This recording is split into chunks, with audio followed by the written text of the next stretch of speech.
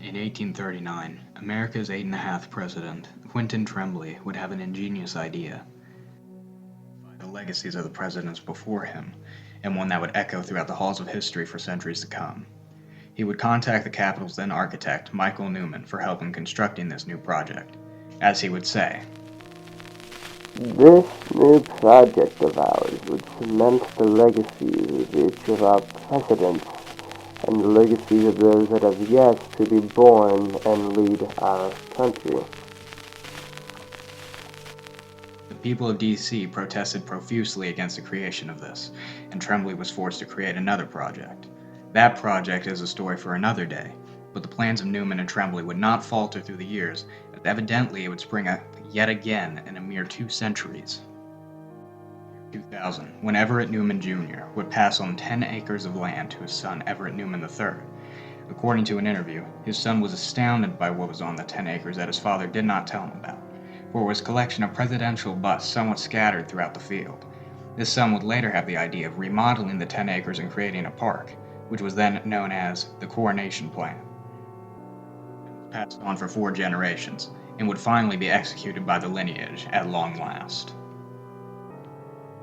Finally opened under the name Presidentialpark. For the first few years, the town absolutely loved the park, and the number of visitors skyrocketed as the outgoing president, George W. Bush, was going to be immortalized as a 30-feet bust in the park. And the number of visitors would dwindle before making his final surge when Dick Cheney himself would be unseated. Each outgoing president from 1839 onward would somehow vanish as if the final years of their presidency were the last years of their life. As one former White House correspondent would put it, turns out the battle for re-election was a battle for their lives. We should have known about this pattern sooner. As one election cycle passes, the support of the public would finally dwindle once again. Due to financial constraints, Everett Newman III would officially close the park in 2010, and it would be put up for auction in 2012. The value that would be sold for, however, was $0. To this day, the mystery of Presidential Park remains unsolved.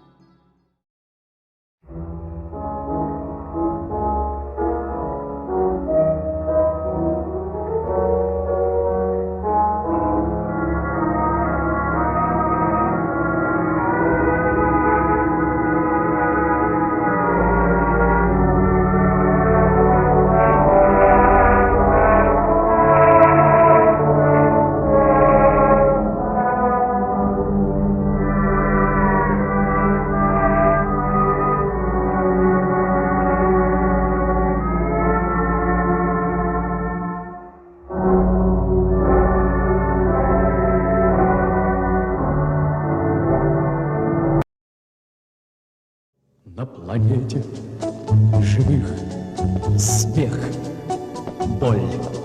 На планете живых мир, бой. На планете живых страх, стон. На планете живых твой дом вновь тебя встречает.